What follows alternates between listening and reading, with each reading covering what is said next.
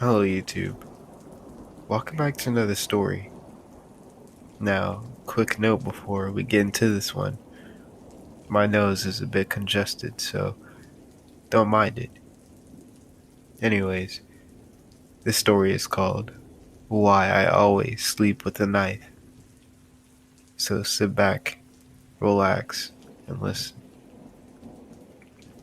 My parents had me and my sister way too young. Father was 19, mother was 18. Because of this, we grew up very poor. We lived in a rundown trailer. My bedroom was just as run down. I had no furniture besides an old metal bed. I didn't have glass over my window. It was more of just a hole in the wall with a small sheet covering it. My bed was right next to the window. Thinking back, it's great that I was never kidnapped because anyone could have just reached in the window and take me at any time. That doesn't mean I never had a nightly visitor though. My nightly visitor didn't look like a normal human being, but his appearance was nothing scary to me. He was kinda transparent, but his shape was that of an adult male. Have you ever looked over a fire and see the heat coming from it and how it distorts whatever you look at past the flame? That's what he looked like. The heat coming off of a flame. When I would go to bed, he would come to my window and stick his head in. He never fully came into my room, but he came far enough to where he could talk to me.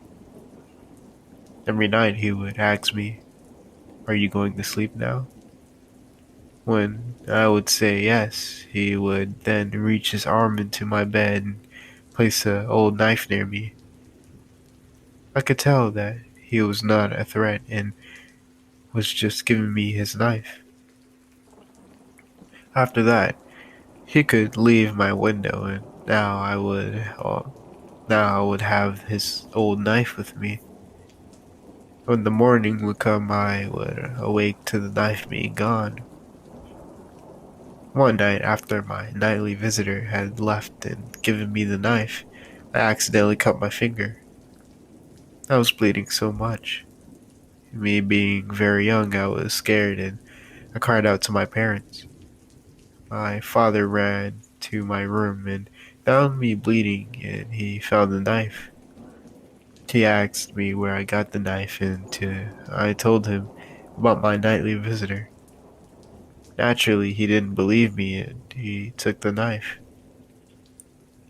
My nightly visitor never came back after that. I never saw that knife ever again. But sometimes I would feel like I would see my visitor during days. Once, while on a family road trip, I felt like I just saw him out of the corner of my eye. We were driving down the road and he was standing at a gas station watching us on a ride. I double checked to see if it was him, but he was gone. It's always been like that ever since. I just never felt right after that, not having the knife when I was going to sleep. When I was older, I eventually bought my own knife and never stopped. And I always slept with one within arm's reach. I felt right, you know? Years later, I moved out and I'm living with a roommate, nice guy. One night, I'm laying in bed and I felt like someone was in my room with me. I look at my door and there's an unusual shadow covering it and the corner is near. Now we all have seen shadow people, but this shadow person was not content with just staying in the shadow. He stepped out of the shadow and into the moonlight, little my room. He stepped out of the shadow and into moonlight. I instantly knew that this was a threat. He was no way like my nightly visitor from childhood. I was petrified. Standing there was this tall, skinny, long-armed shadow person. He had long, unnaturally glowing hair. I couldn't move. Luckily, his attention was not on me. He looked at my window, the source of the moonlight that light up my room. Slowly, he walked over to my window, almost ignoring that I was even in the room. He got to my window and just looked out of it, almost like he was expecting someone to be on the other side. This is when I remember my nightly visitor from when I was a child. How he would always give me that old knife every night. Then I remembered that I had a knife on my bedside table. I tried to reach for it, but I couldn't move. This must have been this must have caught the attention of the shadow person, as he no longer was looking out of the window, it was just staring at me. At this point, I knew that I had to get my knife. It was the only thing that would give me a fighting chance. As I struggled to gain control over my body so I can get the knife, he slowly walked over to the foot of my bed.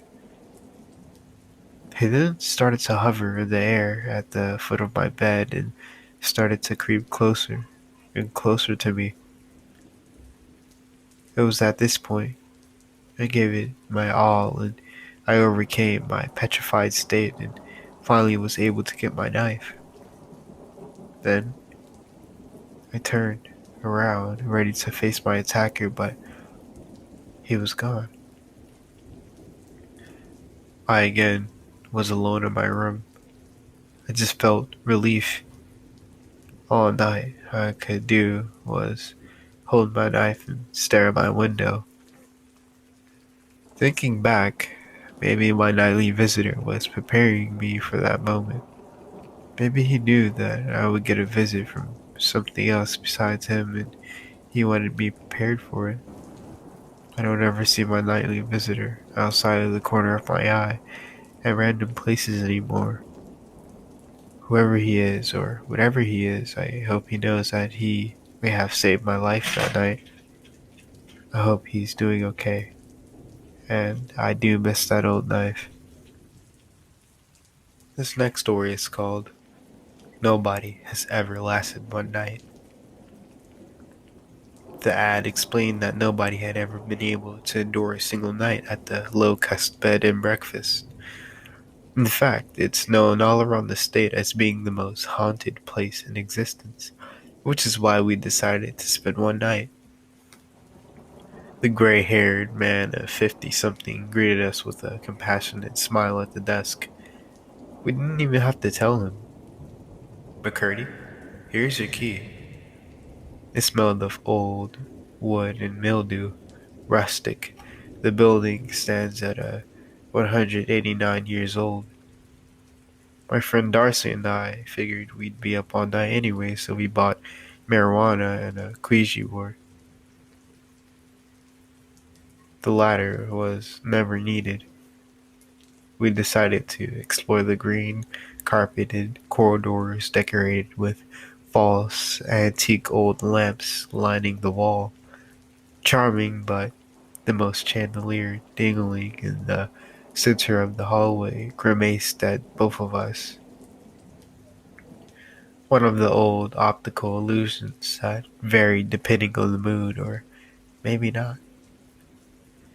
Not before long, Darcy and I decided to split up. This was a time where we didn't have any tiny cameras, only tape recorders. She went left once we hit the bottom of the stairs, and I went right. I ended up at I ended up working my way down the four body halls into the basement, equipped with a washer, dryer, a steel black front elevator. that would have been enough, but I was stubborn. I needed to see the paranormal in damp brick walls. I shone my light and witnessed a shadow move just out of my sight. But now, but I know I just saw it, just across the room. I shone the light again in a half circle and again saw it move into the darkness just out of view again and again until the shadow worked its way to where I was standing. I could see the air from my breath. My head was sweating and I couldn't move. I felt a gust of icy wind shoot up into my ear in a whisper of some indescribable word. And in seconds, I'd already made it up the back. I'd already made it back all the way up to our room. I slammed the door shut and I sat at the edge of the bed, shivering and crying. Thank God for Garcia. I'd had a heart attack if I got back to my room alone. We sat in the dark for maybe a minute, my face buried into my hands. When I felt her gentle and kindly grasp my hand, it was just then that I realized her palm felt frostbitten, and the temperature was beginning to plummet in the room. I didn't want to look next to me. I began seeing my breath once again. I ran out of the room screaming and ran directly to Darcy. It followed me from the basement. As we passed the man at the desk on our way out, he chilled at us lightly with the words, "I told you nobody stays." This last story is called Sister. Ever since my sister died, I can hear her cracks at night and sometimes laughs. My sister was 10 when she passed away, and I was 7 then. My sister was a great person until one day she just went nuts. She wasn't eating well and she would puke 5 times a day without speaking. And the worst thing is that we slept in a room together. One night when I woke up, it was around 2 a.m. I see her on the other side of the room and just standing there. That's when I screamed because I saw that she cut her hair and was laughing. In the morning, I wake up in a bright white room. A nurse came in and gave me pills. I asked, "Where am I?" And she said, "I have memory loss and that I was in a dream every night." I never had parents. I never had a sister. She was my imaginary friend. Okay, that will conclude these stories for today. Quick quick note before we end off the video, if you're still listening, I'm gonna record 2 more videos after this and schedule them to be released on Saturday and Sunday because I won't be around on those days. So yeah, or Friday and Saturday. I hope you guys like this video. Leave a thumbs up and comment if you liked it or not. And be sure to drop a like if you want.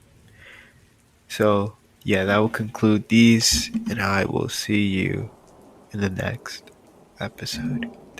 To sit back, relax, and listen.